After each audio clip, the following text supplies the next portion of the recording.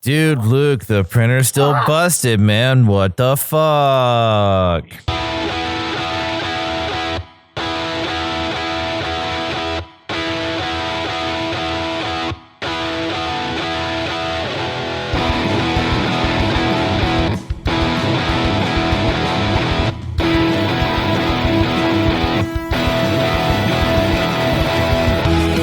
How's it going, everybody? Welcome to episode 123 of the Topless Robot podcast. My name is Ryan. I'm Tyler. I am Brooks. And I'm Kalen. Yeah, and we have shameless self-promotion over here. And we have no Dan this week because Dan is in spontaneously combusted Florida. after the Packers lost. Yeah. He is currently fighting sewer gators in Florida alongside his grandfather, Ray Spannon. His grandfather who refuses to get the internet. That's something I don't think I've ever heard. Dan even brought his recording equipment and found out that his grandpa doesn't have the internet and has no intention of getting the internet. Smart man. What Dan didn't realize is that he actually stumbled upon one of those old school, like reenact the past kind of things, like on the prairie. Except that it's the 90s. And there is no prairie in Florida. That's true. It's the bayou, I guess. Well, there's sinkholes. There are that. And alligators. And racist yeah, people. yeah. Lots. Well, there's yes, it is Florida after all. I have in the past, on my way to work in Florida, had to swerve out of my lane into the oncoming lane in order to avoid a full-size alligator in the road. That is the most Florida thing I've ever heard. It's a real thing. It happens all over there. Over and tried to take you home with him. Yeah, right. Here, Fluffy. Come on, Fluffy. And I fucked it. Jesus, Tyler. Hey, Kalen. God, Tyler, This jeez. is a family show. That was in poor taste. That was in poor taste, Tyler. This man. God. Tyler, leave it to Tyler to just cross the line. Leave it to Tyler. The most depressing sitcom TV show of all time. It's just an hour in real time of Tyler sitting at his computer clicking on things. What would be your catchphrase? I think we already have it. Oh no! Yep. You mean Oh, no! Yes, I gotta get the giggle in there at the end too. I don't know if that's marketable enough for merchandising. I might have to work on that. Workshop that. we Just could make it slightly more musical. We could. Mister. You have to get those shirts that ThinkGeek sold for a short while that actually had speakers built into them and a little SD card thing. So you could just be like, hit the button, or even better, make them proximity censored. So anytime you like pass someone or anytime there's motion in front of you, it just goes. That'd be amazing. I mean, I don't think you really need that. I'm scared of most things, so you walk near me. Keep people 6 feet away from you for sure. It's a shirt that's a bat with Tyler's face on it that screams. I like this idea. Bat. I mean, really, it's a bird. No, it's a bat. Goddamn bat. It's a bat, okay? So this week saw the release of the first next-gen exclusive on the Series X. Instead of it having smart delivery and having an Xbox One version, this is just the Xbox Series, the medium. And it hit Game Pass on launch day. And it's from Bloober Team, who did Layers of Fear and Observer. So they do horror, atmospheric storytelling, psychological horror stuff. Oh, yeah. And they also did Blair Witch. I was going to say. Yeah. which we did a full playthrough. Tyler did a full playthrough on the channel. It did not do well there. Which was like, it was pretty mild until the end, and then they just started throwing like all kinds of shit at you. Going into that little fucking house was just no. They forgot to write in scary stuff throughout, so they just like dumped the rest of the packet on the end of the game. It was like, it's fine. It was Jeff's, like Jeff from decided, hey, did you put the scary things into the game? What? I thought that was your job. I mean, I definitely did. It's like when you're making the old blue box and part of the cheese powder doesn't come out until and you have I'm just gonna dump it on top for maximum cheddar flavor. Sure. You call the old blue box? Yeah. The old blue box. Never heard that before. Mac and cheese, yo. Ryan's vagina. Oh. That was mean.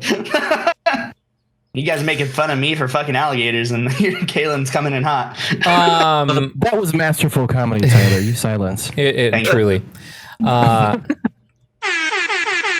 Thank you. The medium is about a spiritual medium. Medium? Yeah.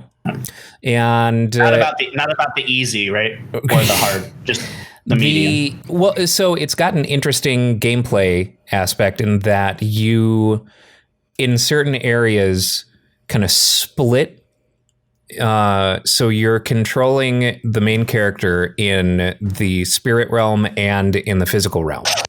And there are certain limitations in one realm or the other that limits the way you can move around and things that you can interact with, but you can do things in one realm to affect things in the other realm. And so the puzzles are kind of based on this sort of two realm sort of thing. So it goes to like a split screen and you see your character, you're controlling one person in two different spaces.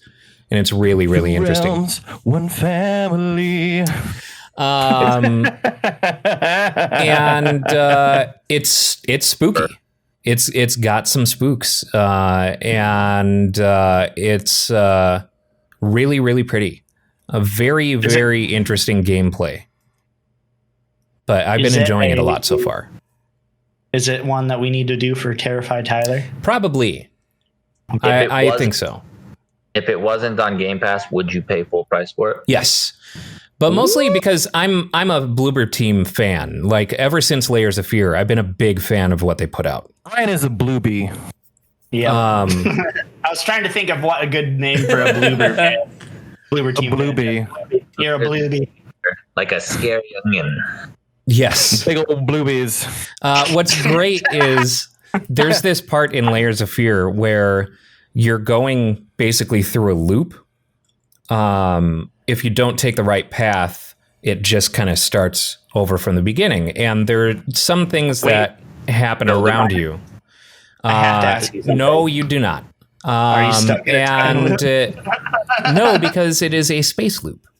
And one thing happens at one particular junction every single time, and it's a little kid who comes running through. It's like a ghostly little kid who comes running through and smacks his head on something low hanging and falls over. I intentionally take the wrong path so I can make that animation happen over and over and over again because it makes me laugh every time. Silly. I was going to say only one thing worse than kids, and that's ghost kids. Yeah. But that makes it better. But yeah, it's so the medium is really interesting. It has a very Silent Hill vibe to it. Kind of what I thought when I saw the trailer for it. It looked like Silent Hill-esque. And you get to a point where you encounter this creature who wants to see your ribs and like all basically like wants to wear you. Well, they're in the smoker, so you can't see them just yet. And Patience.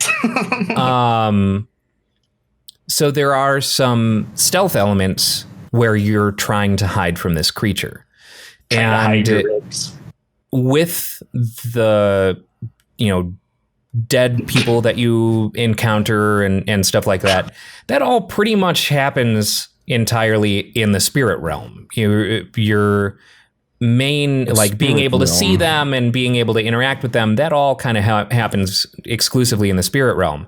So you encounter this thing, this giant thing, for the first time in the spirit realm, and then you have to run away from it. But then you find out that it can follow you to the real world, and it's invisible. So you end up doing these stealth bits, hiding from an invisible creature that you can only see when you're holding down. You can only kind of see when he's within a certain range of you when you're holding down this sense button. So it's very nerve-wracking. Don't like this. This is the thing that wants your ribs. Yes. He wants to wear you. Ribs. I've got brisket in the other hot pot. It's your ribs cooked. It's not Danzig because he just wants your skull. Yes. But the whole thing takes place in an abandoned, government-owned relaxing facility called Niva. And I'm pretty sure they're a Polish developer, so it's probably takes place in Poland, is my guess. Or something like that. And it's apparently it got shut down because there's this story of like a bunch of murders that happened there. And Murders at the state-run Pleasure Dome. Basically, when you get there, you find out that the story is true. And it's really cool. Is it Bloober Team was Polish. Yeah, I'm pretty sure they are. They're Polish. There's some Eastern European. Okay, because I was gonna say because CD Projekt Red's also Polish. I'm like, what's in the what's in the water in fucking Poland? Considering both of them did Cyberpunk games and one of them works. It's in the beer, Tyler. It's not the water. Oh, good call. Is it set in is it a contemporary setting or is it like a period? I think it takes place in the 90s. I can't remember. Let's see. Well, now I want to know. Something going off. Pretty sure it takes place in the 90s. Let's see. Man, the 90s. Does that count as a period piece? At this point, yes. Considering Captain Marvel is a period piece. Yeah. Yeah. City. Chief signatures. Blockbuster still exists. Yeah.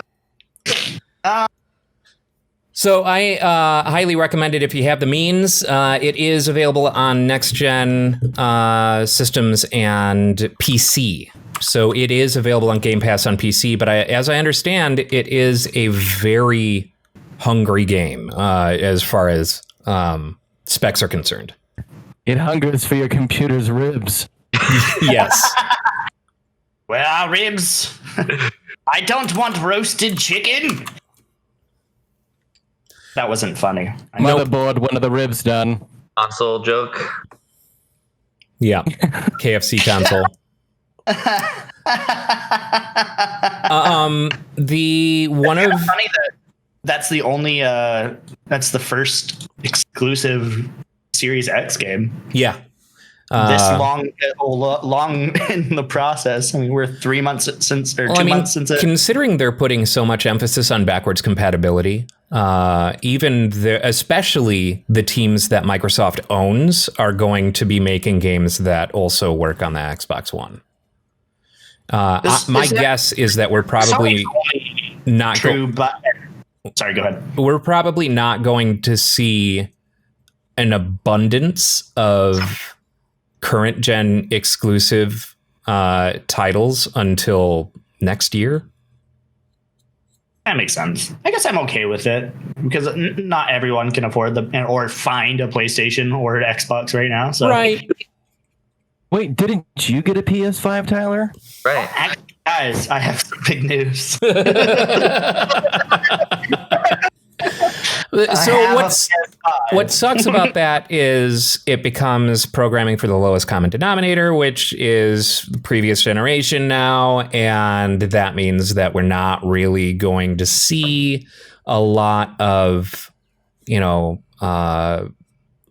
going to see games held back as a result, visually and whatnot. Say, and this is something that I played a lot more Morales this week. On the PlayStation 5? Yeah, on the PS5. The greatest trick that Tyler ever pulled was getting a PS5 on Amazon. No, that like I don't. It's backwards compatible, right? It works on the PS4. Like you can, or Yes, they have the PS4 version. Yeah, Not that you need to worry about that. because you have a PS5. I mean, A 5, yeah. 5 is It was greater the- than 4. just in case you didn't know, let's do that. Let's get PlayStation V. we'll do some Roman numeral. No, it'll be over like here. Psycho Stick's. I can only count to 5. Yeah, because they do that joke song to the tune of Drowning Pools, Let the Bodies Hit the Floor. I can only count to 4. I can only count to 4. I can only count to 4. I can only count to 4. What? 1, 2. What comes after 2? 4. I can't count no more. So fucking good.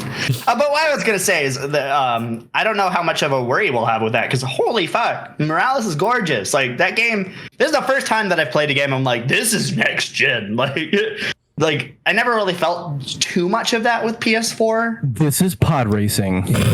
Yeah, It is definitely gorgeous, and I think Insomniac deserves a lot of credit for that. Of course, the first one was gorgeous on PS4 Pro as well.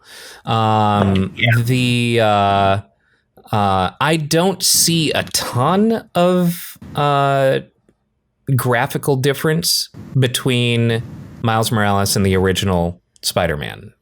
I think they were both impressive, visually. I guess I didn't have a 4K TV when Sure. I played original Spider-Man, so I definitely see that. Maybe that's why I'm skipping. Not only did I get, by the way, I got a PS5, but yeah, Dude. I also got the 4K TV, so that probably helped. You're getting a Dell. Where that game really shined for me was 4K 60 frames a second. Like that was impressive. It's gorgeous. It's so pretty. I love your teapot, Brooks. I love your teapot. I love my teapot. Thank you. So, I'm a little. are you short and stout? I am.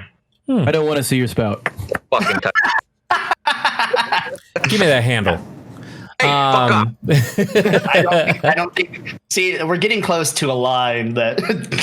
I Shouldn't be apologize, Kaylin. May I have your consent in grabbing your handle? Tip me over and pour me out. Oh, outstanding! That's what I was hoping for.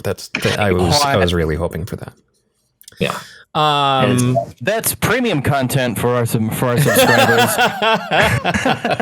should we bring back the feet here too? Like, okay, here we go. There we go. And you're even at. Oh, okay. The sock came off. Oh yeah. Oh yeah. So, in addition to the medium, we also got Cyber Shadow finally. And I didn't realize the whole time that, I'm like, oh, this is Yacht Club Games. This is definitely going to be like, look at what they did with Shovel Knight. They're going to do this great. This game was not developed by Yacht Club Games. It's published by Yacht Club Games. Because they became too. But it's still great. It is definitely still great. Yacht Club Games does not make their own games. They pay the poor people to do that. I say, I have a capital idea for a game. Let's go over there and buy their game and say that's my idea, of course. Oh, look at the game that you've made. Hold on. Look at the game I've made. Here's your $50. Shekels. So Cyber Shadow is very Ninja Gaiden-y. And Yes. it looks like there's going to be some backtracking. It has kind of a linear progression line, but at the end of every level, there's like a computer terminal that allows you to move to whatever other level. So if you wanted to even start the level you just did over again, you can do so from the computer terminal at the end of that level. And you will be jumping back to other levels because I noticed there are some secrets that I found in the first level that appear to need a different weapon or some type of upgrade or something like that in order to unlock. It sounds like you're describing a Metroidvania. Yes and no. I hesitate to use that term because Metroidvania is an open map, and this is not an open map. This is linear progression with backtracking. So Metroidvania-like. Well, I mean to compare it to the Messenger. The Messenger starts off as linear and then becomes a Metroidvania. Sure. So maybe it'll end up doing the same.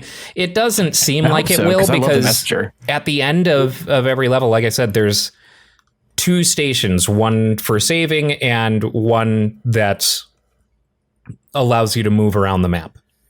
Oh, okay. So it seems like that's going to be the How's the thing. soundtrack? Is it Soundtrack's is it great. rad? Boss battles are fun. It started out a little too easy.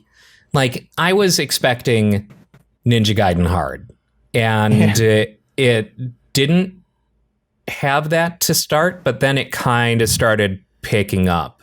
Once you understand the way the enemies behave and what you can expect from those enemies, it becomes a little bit more trivial. But yeah, I mean, it's a fun game. People are definitely, I mean, I'm looking forward to see what speedruns in this are going to look like. I love the artwork for this game. Yeah, it's so great. Pretty. It's great. Yeah. Very, very classic with some cool looking additions to make it more normal or more modern, I should say. And it's interesting. You can get little power-ups for your sword, and they might be damage boosts or something. It seems like the power-up that you first encounter gives you a little damage boost and a little range boost. And it shows in the top left corner, and there are 3 dots vertically alongside the power-up that you currently have. And that is indicative. Basically, you have that power-up until you get hit 3 times. And then that power-up goes away. So I like that. It has no limited use or anything like that. It's entirely based on getting hit. I like that. There are too many games that are harder because of like one shot destroys your power up shit. Yeah. Like any shmup. Yep. Yeah. Oh, you're dead now. Yeah. Good luck fighting the boss with throwing beans at it. Yeah. Christ. Oh, that's not so bad in shmups unless you get a game over and you have to continue, and then you continue from like right before the boss, and you can't get any additional weapons because in shmups when you die, like all of your upgrades just go shoot out over the screen. You can try and grab them real quick. I'm just realizing that I never actually finished that last level of Ninja Gaiden. Oh yeah. Because I couldn't. The game's fucking hard. It is. It is very Hard. difficult. I sat there for hours and hours, and I was like, I'm going to give it a break. And then I haven't picked it back up since. That was like 6 months ago. 7 Tyler, months you're ago. turning into me. I played it a lot, though. Yeah, I did the same thing with Bioshock Infinite. I actually finished Bioshock Infinite. So did I eventually. I just set it aside and forgot about it forever.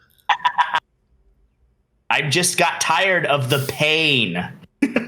That game was fucking rough. I probably put like a good 3 hours of just dying immediately on that, or not immediately, but That's it?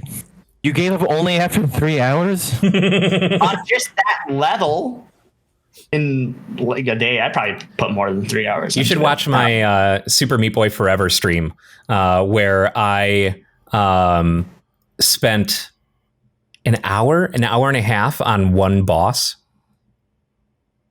Fucking Jesus. Yeah.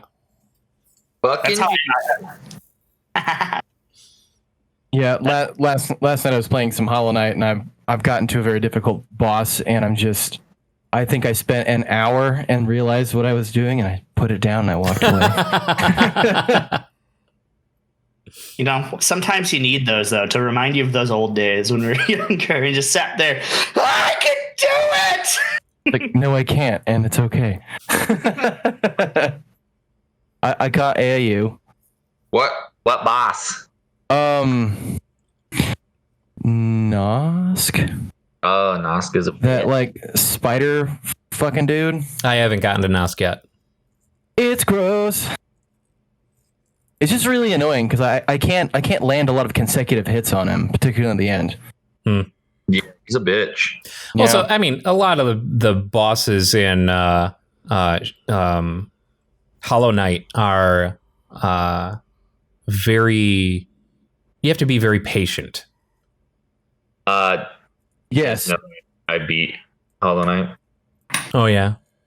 Yeah, Did you beat? big deal. Oh, did you beat Hollow Knight? Yeah, like 2 years ago or something. Wow. Well, I'm playing it with Did you- all the extra stuff they've added to it now, so it's basically a different game. The God Championship thing, but Yeah, Yeah, I I- have the Void Heart edition on PlayStation, and I've been playing it on the PS5. And it, was it low fast? oh yeah. Wait, Ryan, you have the PS5? I I don't know. I don't know if do you do.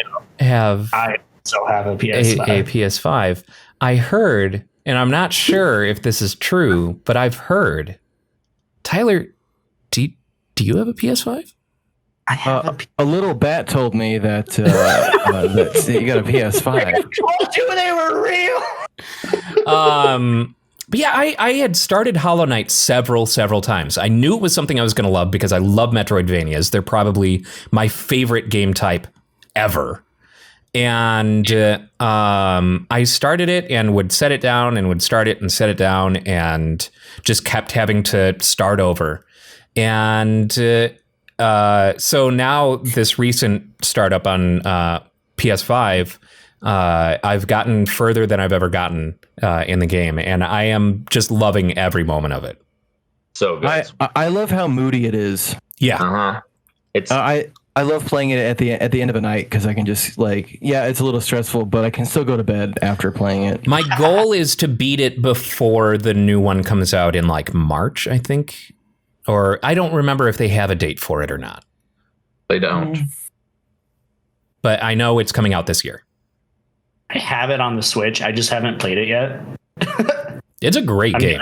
I've heard it's a lot of good things about it. I just have not sat down and played it.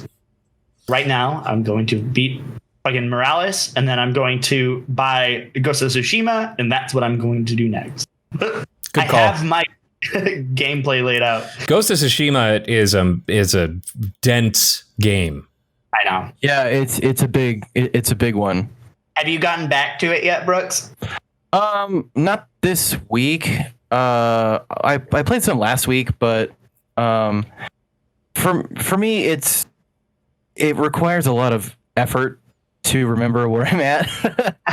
Every time that I put it down, and like I'm not starting it over because I'm far enough into it where I don't want to have to do all that beginner shit again. So I just kind of like, well, if I can run a couple of missions tonight, I think I'll feel okay. But then I get distracted by chasing after whatever.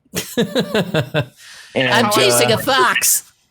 I'm chasing butterflies shaped like foxes.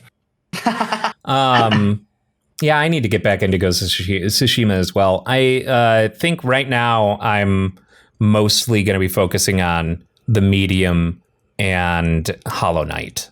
Because I'm super enjoying the medium and looking forward to when we can make Tyler play it. And Hollow Knight is just everything that I love in a game. It's amazing. So, in entertainment, we got a new episode of WandaVision. I still haven't fucking watched the new one, and I keep forgetting to. I was going to do that last night. It is no spoilers. It is a good. We're finally getting, like, this is not a sitcom episode. Oh, We're finally getting a look at what's going on in the real world. So it's, I can't wait to confirm my theories. it is a full episode that is taking place outside of the sitcom. So, I'm kind of excited. we see some good MCU world building and linking from other MCU properties in this episode. Some just really great. It will confirm some suspicions for sure. Okay. So it's I'm good. like really have Confirm you my watched suspicions. the new episode yet, Brooks? No. I'm probably gonna do that in the next couple of days. I'm trying not to trail too far behind. I've been watching it at work on Saturdays, but since I worked a weird overnight shift, I just stayed up all night playing Final Fantasy V instead. Oh, by the way, today was the 24th anniversary of Final Fantasy VII, Yep. and I sent that mean meme. That's a you guys. very mean meme. It's a very mean meme. Final Fantasy VII can almost rent a car now. And has been drinking legally for a couple of years. Yeah. Yeah. I slept with it. But Hot. yeah, Which disc is your favorite? early guys, I'm so sorry. You have to leave? Okay. Bye, Kaylin. We love you. Bye. All right. He's going, no, Now we can talk shit about talking mad Kaylin. shit.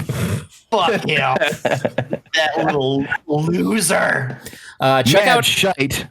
and subscribe to Snailmate on Twitch. They've been doing some pretty regular streaming, some food streams, some game streams. It's a lot of fun. Some music streams. Yeah, listen to their music. It does not suck. Yeah, their music is great. He left us.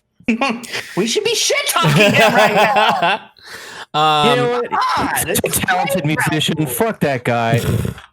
Also, God, he's so good at things. Who gives a fuck about him? we also saw the I think it's the second of WB's movie slate to hit HBO Max They're doing the- theater, The Little Things. Oh yeah. With Jared Leto, Denzel Washington, and Rami Malek. that is a fucking cast, man. Yeah. I was not a fan of that movie. Really? Yeah. I've not seen it yet. It was not what I was hoping it would be. What is it even about? 'Cause So- I haven't actually looked into it yet. It's about a cop who's like kind of a legend on the force, but not for entirely the best reasons.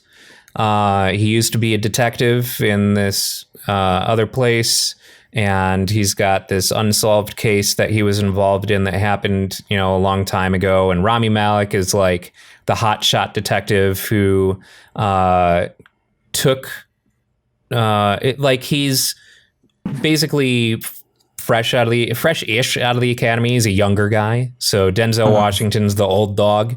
And Rami Malek is investigating this serial killer and kind of invites Denzel Washington to help him out. And they work together on tracking down this serial killer, played by Jared Leto. Do they sing songs about friendship and shit? I'm super about that. And I say played by Jared Leto because it's not a fucking secret, because the problem that I have with it is that there's not really any intrigue in it. There's no cat and mouse. There's no, I don't know. It just wasn't the movie that I wanted it to be or that I thought it could be. Especially with Jared Leto playing the psychopath that he is in this movie. Like, he just plays. It's like the issue that I think Stephen King had with Jack Nicklaus being cast in The Shining. Jack Nicholson. Jack Nicholson. Sorry, Jack Nicklaus. I did not realize that. That Stephen King wrote a book about golfing. Yes, it's The Shinning. He's got The Shinning. It takes place in room 4.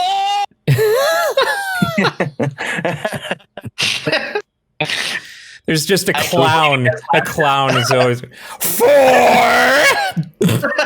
I can't believe you guys laughed at that. That was bad. You have to golf clap for that one for sure. Excellent form. And here we have a rare, solid joke execution from Tyler Fleck. Don't see this very often. Yeah. Tyler normally is quite bad at these kinds of executions and currently is leading the bottom of the national average. They very rarely land after being hit off the tee. So this was a good moment, I'm sure.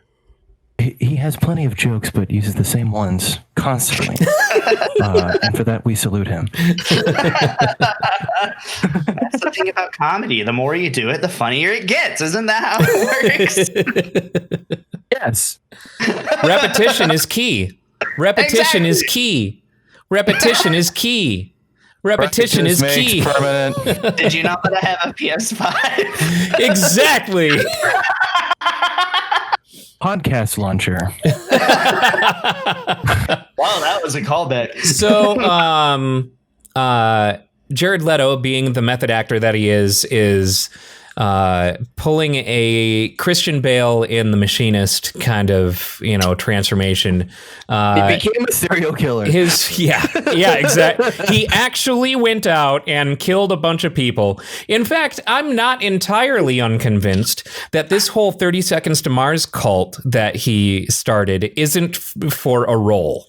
But he is nearly unidentifiable in this film because his face is so gaunt, and he's skinny, but he's got like the distended belly, and it just looks unhealthy. He looks legitimately unhealthy, and he's uncomfortable to look at in this film. Probably stamping damaged on his head didn't help either. Yeah. So check it out. I mean, it's got a 50% on Rotten Tomatoes. Not, but it's still worth watching. It's still worth seeing. I probably will watch it just to watch Denzel Washington, Rami Malek, and Jared Leto. It's probably more worthwhile to watch than Wonder Woman 1984. Oh, that sucked. Did you hate it? I liked it. I haven't even bothered with it. It was just all right. Yeah, like I watched a review about it, and some of the issues that they brought up were just like enough for me to not want to watch the film. Like they were very specific issues that they outlined in the review, and I was like, I'm not going to put myself through that. It was too long, and there wasn't enough fighting when it needed to be fighting. You know what I'm saying? It was very long. I think that was my worst part of it. It just took forever.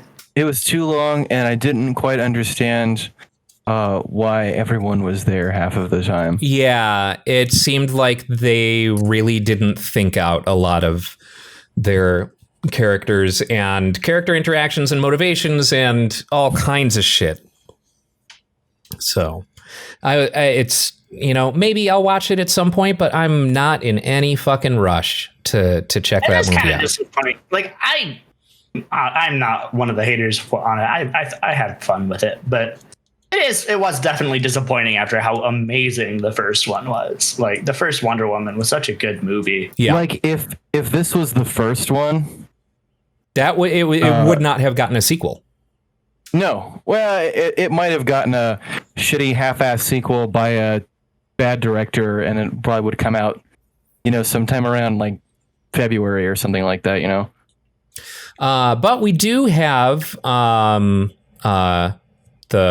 King Kong vs. Godzilla film to look forward to. We got a trailer for that this week. That looks so ridiculous. That's another one that's going straight to HBO Max, so we can look forward to that. My favorite to the max.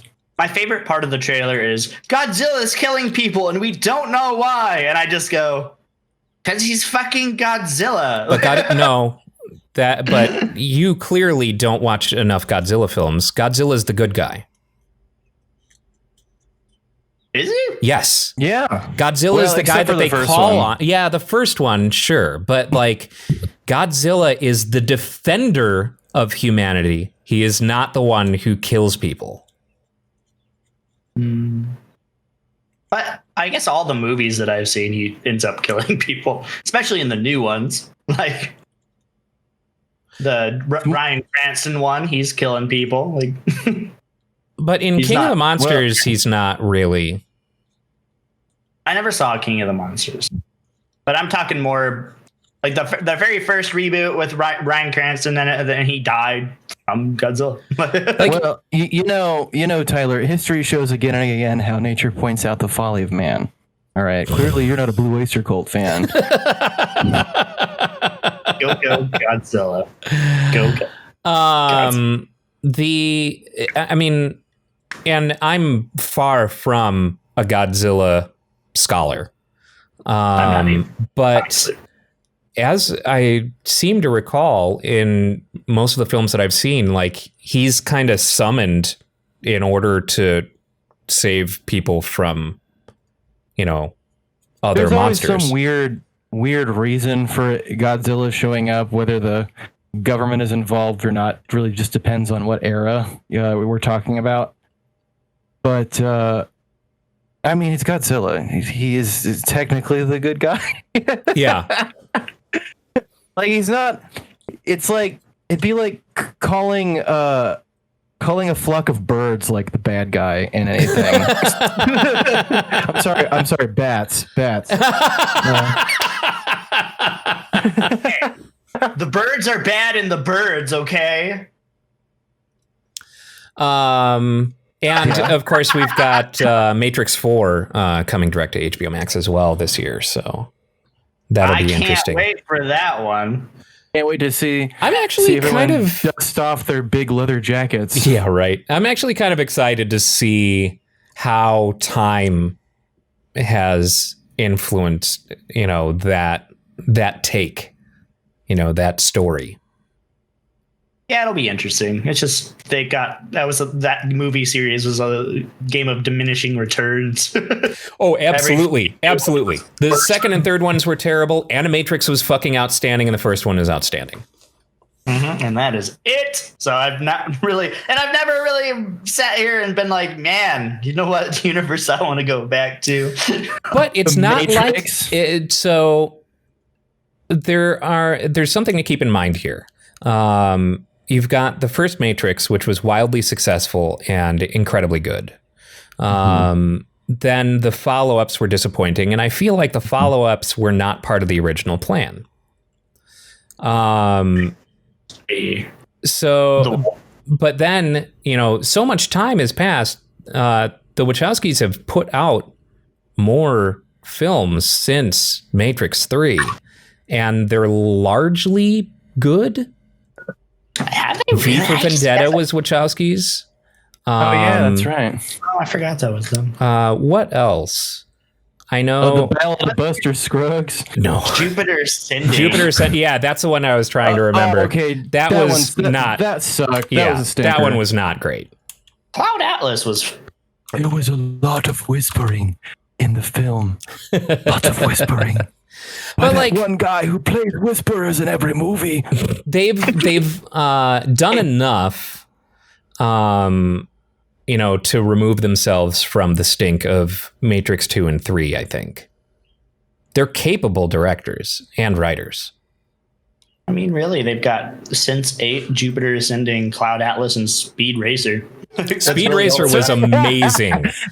Speed Racer was legitimately outstanding. I did like Speed Racer. I was not expecting to like Speed Racer. I only saw like the first 10 minutes of it. Dude, watch that whole movie. It's out. It's so good. It's genuinely I'll good. Give it a shot. Oh, yo. Speaking of new movies, did you guys ever watch that Dragon Quest movie on Netflix or check it out at all? Yes, I did watch that. So I think the same animation studio was on board with the Lupin the Third reboot. Oh, really? They did. Yeah, they did and I haven't watched it yet, but it looks like it's the same style of thing. It looks fucking hilarious. So, well, it's Lupin. I mean, of course. Yeah. Which is very confusing because there's that show on Netflix now. Yes, that confused the hell out of me. I was like, is Netflix doing a live action Lupin the Third? This is the first I've ever heard of it. Look at this gritty fucking title, Lupin. Like, Lupin the Third. So Lupin the Third. Spoiler: the Lupin on Netflix has nothing to do with Lupin the Third. No, it sort of does. It's like based on the same thing. Hang on a second. Sort of. So like Lupin the Third, his grandfather, Lupin the First, is a famous gentleman thief Inspired type. by the adventures of Arsène Lupin, gentleman thief Arsène Diop sets out to avenge his father for an injustice inflicted by a wealthy family. Oh, I'll be damned. Well, I'm an idiot. What is this movie? Lupin? Well, it's a series, apparently. The series on Netflix, not to be confused with Lupin the Third, which is an anime series and manga. And there's also technically a Studio Ghibli. It's like it is the last movie they made before becoming Studio Ghibli.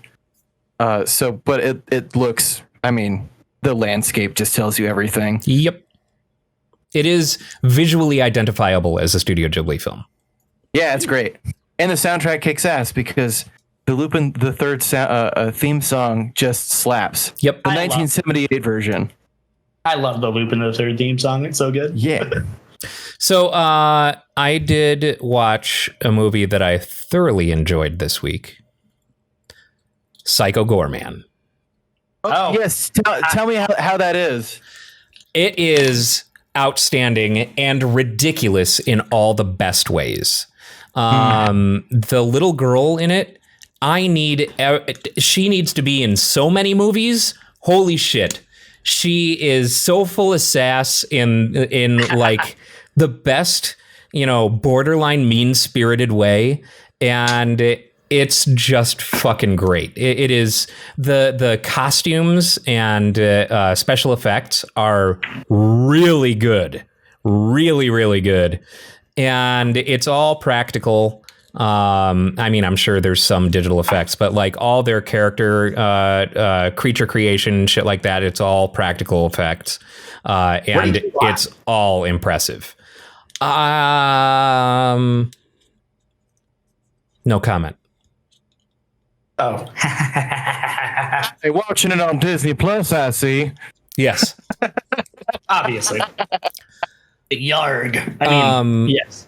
But I think it hit streaming platforms. It is on Amazon Prime. You have to rent it. Yeah, it hit streaming platforms this past week. Psycho Goreman still? What's that? Yes. Yeah. Never mind. I was just making sure that I was paying attention. Okay. But yeah, it's. I thoroughly enjoyed it. It was a very fun and extremely ridiculous film. Just like absolutely ridiculous.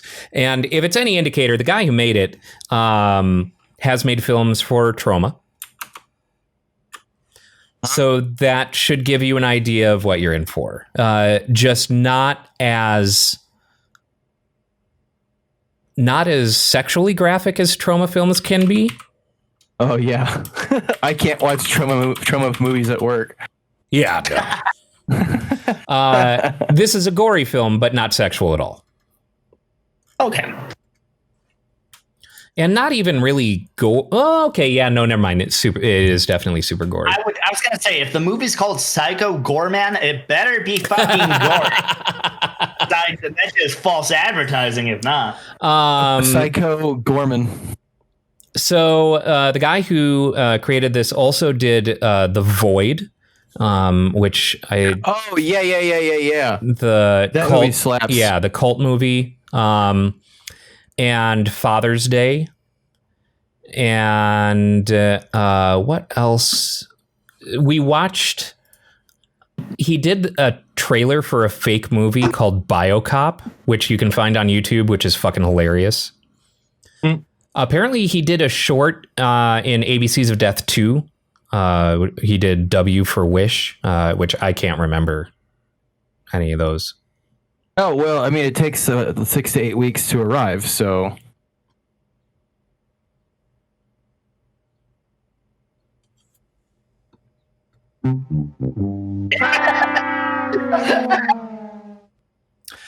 People on the fucking podcast listening to the podcast are probably like, "What the hell just happened? Why are they so quiet?" Oh. He also did a short film called Cowboys, an American folktale. 3 stupid cowboys are lost in the woods without any food on the coldest night of the year. Will they succumb to the cold, cannibalism, or the Christmas spirit? He also did Leprechaun Returns. He did. So you're looking at his makeup effects credits. I'm actually looking at, it looks like he also is director of it too. Oh, really? Yeah. I saw that, but I thought it was only under makeup effects. I must be wrong. He did both. Because it shows him. Oh, I'll be damned. Yeah. Oh, he was a makeup artist for Suicide Squad too. Huh. Yeah, but when you look at his makeup artist stuff and like special effects stuff, he did a bunch of Todd in the Book of Pure Evil and stuff like that. You know what to expect visually out of Psycho Goreman. I never actually saw Todd versus the Book of Pure Evil. You need to watch Todd in the Book of Pure Evil so bad. You would love it. It is great. It's on Shudder. Oh, okay. And I will give you my Shudder login if need be. It's so good. I feel like maybe we have talked about this before, but I will. Yeah.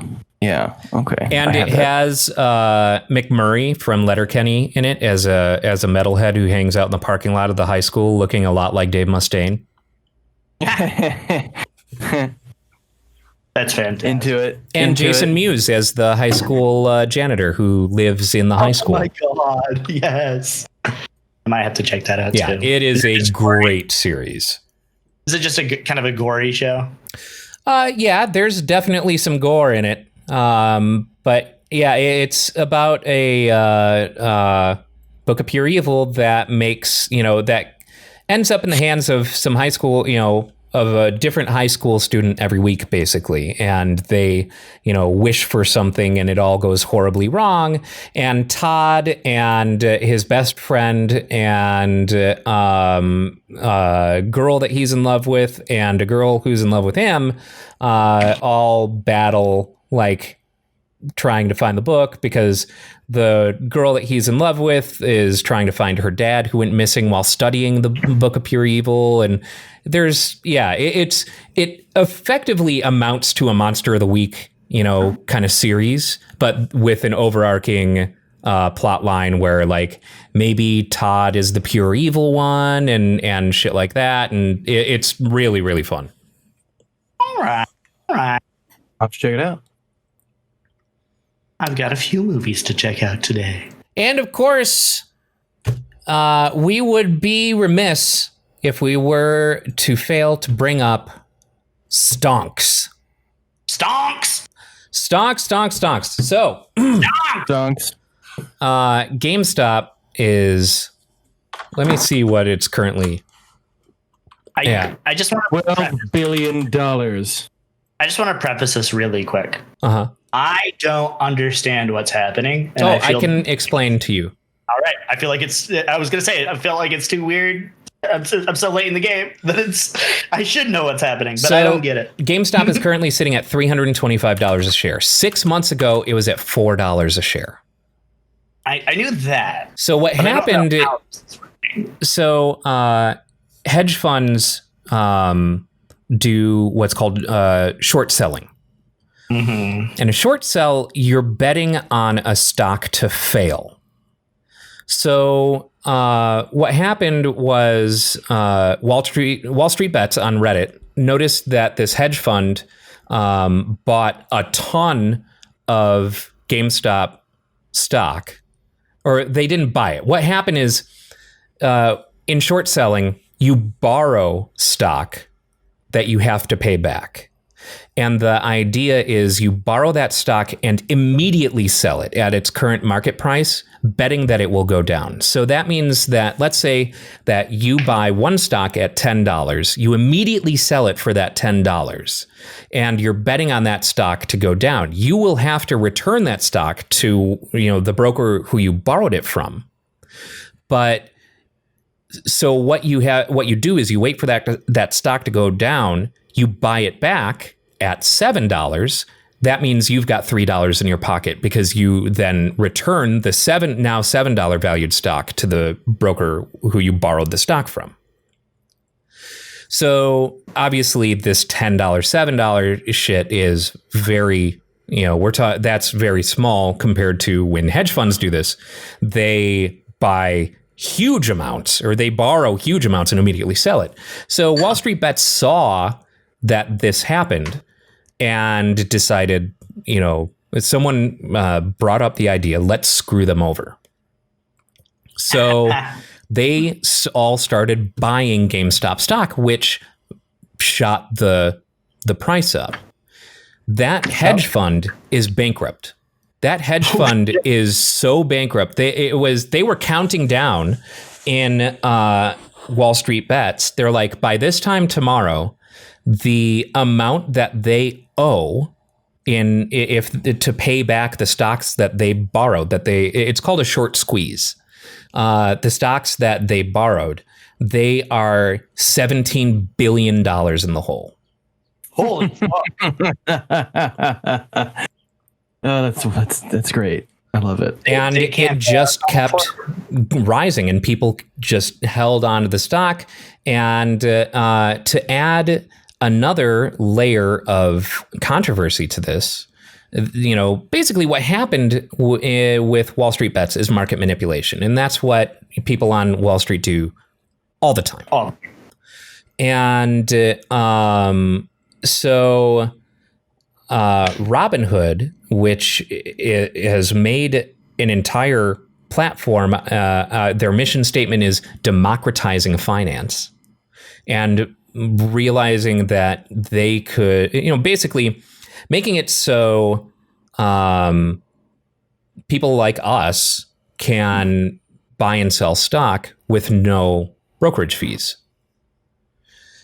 And Robinhood comes into the equation because when this all started happening, Robinhood first prevented people from buying GameStop, put a block on buying GameStop, citing market volatility. And so you could only sell. And in some cases, automatically selling what people had in their accounts. I saw that. Yeah, that was particularly uncool. So the reason that this becomes a very complicated matter is because the same, let me try and I got to try and make sure I get this right. The same company that owns the hedge fund that went bankrupt is a financier of Robinhood. Oh. So it's a conflict of interest kind of thing. Citadel, yeah. Citadel and Citron. Citadel owns Citron. And Citron is, I can't remember how it goes. That's but terrible. there's some serious conflict of interest things going on, specifically to do with Robinhood's behavior. And I saw that there's a class action lawsuit made against Robinhood. And I'm not saying the hedge fund did anything wrong. They did what hedge funds always do. So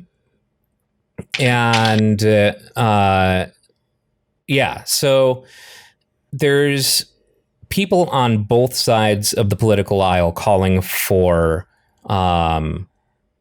investigation into Robinhood and the potential conflict of interest and things like that. So much so, AOC tweeted something out. I can't remember exactly what it was, but it was calling for an investigation into it. And Ted Cruz retweeted her and said, 100% agree. And she tweeted back at him, no, fuck you. You tried to have me killed. I saw that. The beef between them is fully understood. Yes. And also extremely hilarious. Watching AOC just fucking go to town on Ted Cruz. I'll take that. That's true entertainment right there. Yeah.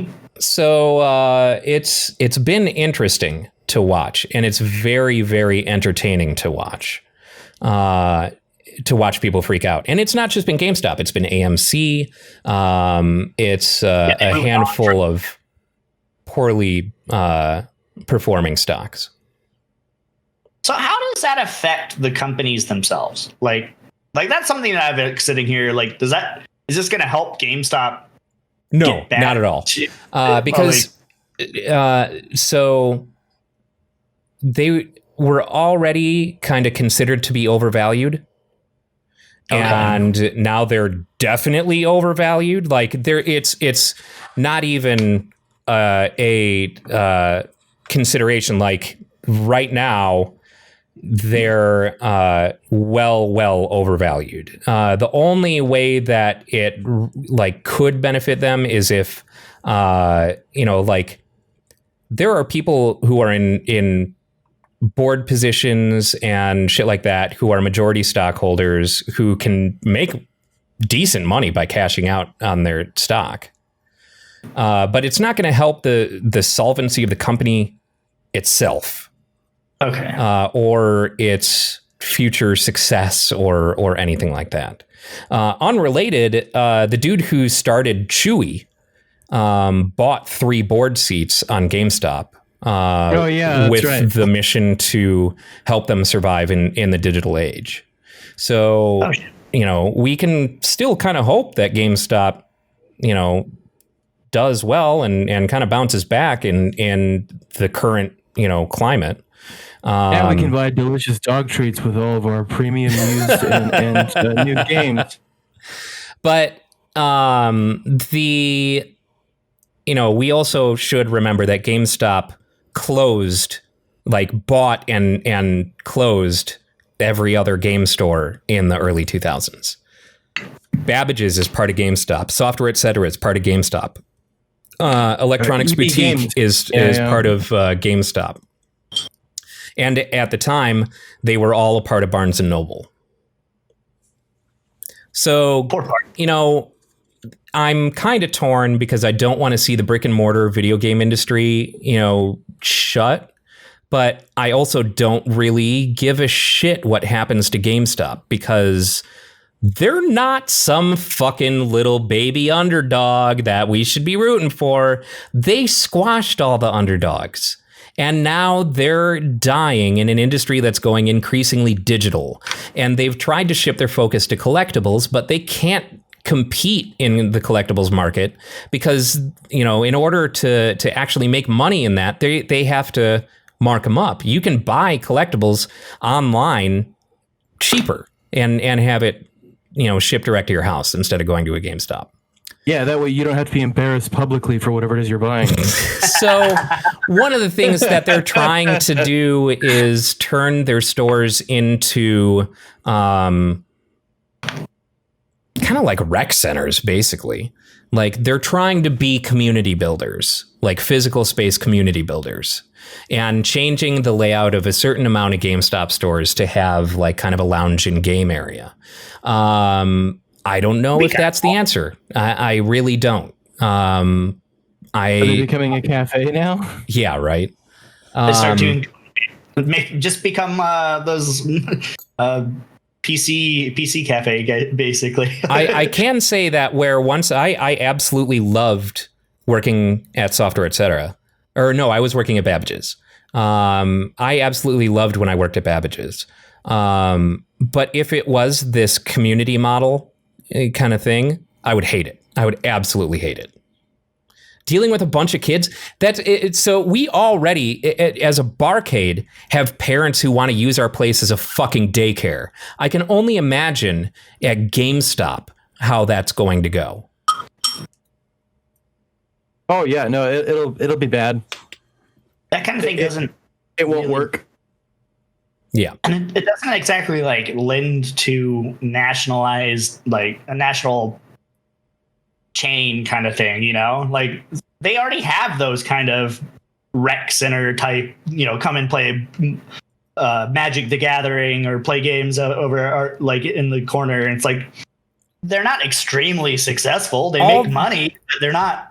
All the companies that they squashed, all the you know, the mom and pop shops and shit like that, the GameStop ran out of town, are the ones who should be doing that and do that. You know, we've got Fallout games, we've got, you know, but there used to be a lot more and a lot better, you know, focus on those smaller game stores where you could find shit you couldn't find anywhere else, you know?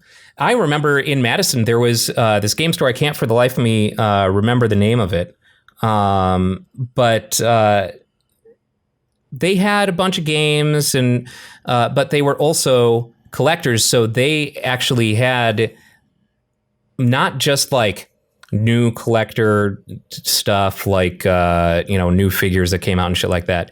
But dude had like fucking walls covered in like old Mortal Kombat, long out of print Mortal Kombat figures and long out of print, you know, in box figures that like GameStop's never going to carry out of print collectibles. I think I bought an entire box of Super Mario Brothers movie trading cards. And did they pay you to take those, or? I think it might have been Pegasus Games. I'm pretty sure it was Pegasus Games in Madison, Wisconsin. Ryan into the parking lot. Take it, please. We need to get rid of it. I'm like, no, I don't. Start throwing money at you. But yeah, I'd love to see, you know, more of a focus on that kind of thing. So like, while this can be seen as a win, the people, you know, realizing the impact that they can have on Wall Street. GameStop itself is not the savior, you know, that it's not, they're not rallying behind an underdog. It's not someone to root for. You know, it's GameStop is a shitty company. Yeah, these people are using GameStop's bloated corpse to whitewater raft past those stockbrokers. Yeah, exactly. Basically, Swiss Army knife manning the. It'll be really interesting to see what ends up happening, and how the government reacts, and what it's going to mean for the SEC, and you know, shit like that. So. It'll be real interesting once, and I'm kind of the mind of, you know, once the common folk start playing the, you know, rich people's game, the rich people want to change the rules kind of thing. Some people take that a little too far. I don't think that there's that much thought going into it on the decisions that they're making. But there is something to be said for the fact that when rich people do this kind of thing, it's no one's freaking out about trying to change the rules because everyone who's benefiting is in charge of the rules. And so once you have a forum of people, you've got a fucking subreddit going, hey guys, let's do it for the memes. Then it becomes an issue. So we'll see. No, it's true. Well, those folks should go get real jobs instead of playing Monopoly all day. Maybe those poor hedge fund managers just need to skip their avocado toast and maybe not go to Starbucks every day because they should really be able to take care of their own finances. So with that, we have come to the end of the episode. We kind of already touched on what we've been playing.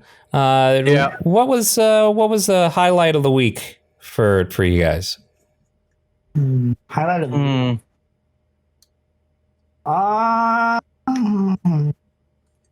honestly, this week was kind of rough. I'm not gonna lie. Yeah, This was a really shitty week for work and everything. So my highlight was it was Friday night.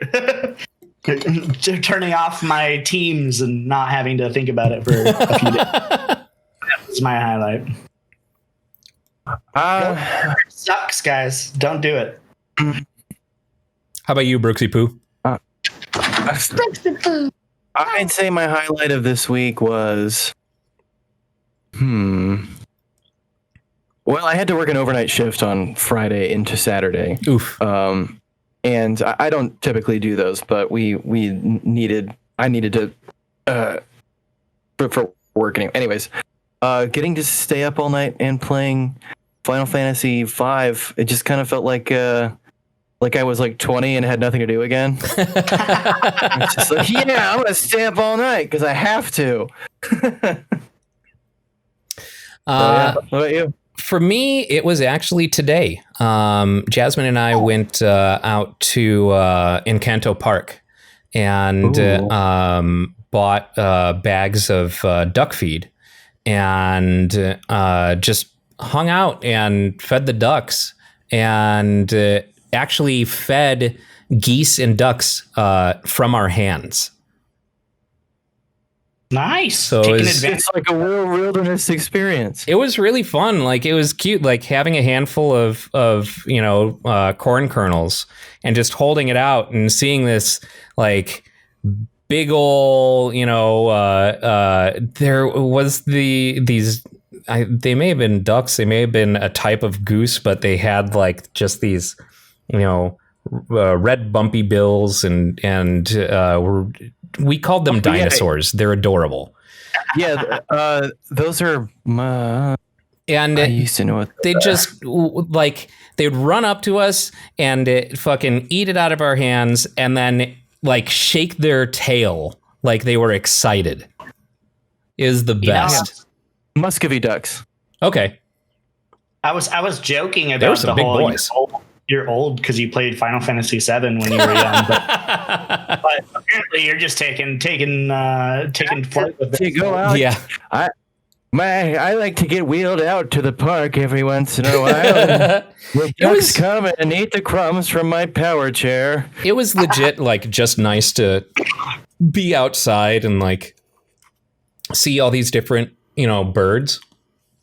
And IRL. the geese were super sweet and the ducks were super sweet. And it just felt neat. Like, they're when they're eating, out of your hand, they'll catch you a little bit with their bills, but it's not painful. Like it's just this soft little, they're very delicate. And the noises that they were making was funny and yeah. It was adorable. So cute. Well, next week, if we find out that you're dead because you were attacked by ducks, I'm going to say that it was your own fault. They're going to find their way to my house, be like, where's fucking food?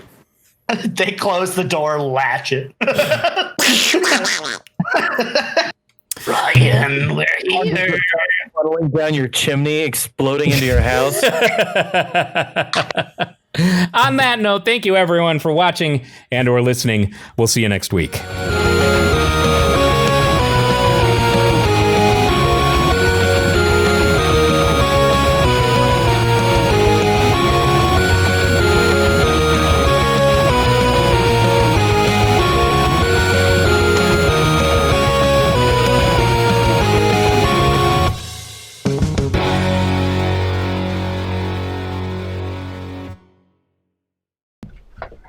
Hey